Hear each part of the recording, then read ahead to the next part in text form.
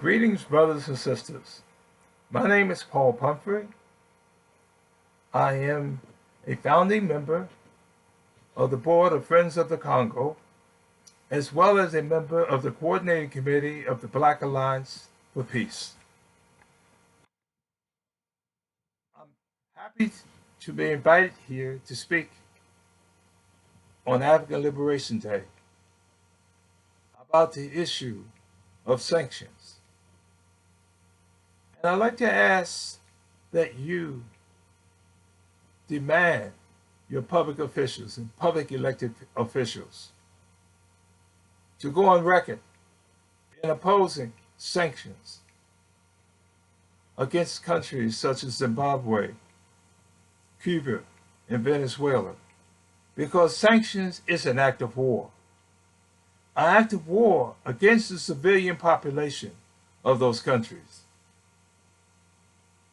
And it's an unjust war against those civilians. We also like to say that we would encourage you to demand your public elected officials to go on record, and also opposing the African Command, which is a program by the U.S. military in which it sets up military bases all throughout the continent of Africa. Many of us were surprised when the news talked about 4 soldiers being killed in Niger. But in fact, they were a part of the African Command, a part of the system in which the United States has been using our military to, in fact, try to affect the internal process and policies of governments throughout the continent of Africa, as U.S. corporations seek to rob the wealth, the mineral wealth, the timber, and the agriculture from those countries. We also like for you to look at the fact that we encourage you also to take the position of demanding that the United States end its war through proxy inside the Congo, where from 1996 to today, well over 8 million people have been killed simply because the United States wants to rob the wealth, the mineral wealth of that country. This is a crime of genocide. And the money that the United States uses for these military ventures need to be brought back and put towards issues such as affordable housing, such as improving our educational system, our public educational system, such as addressing the issue of a national health insurance. We're now going through a pandemic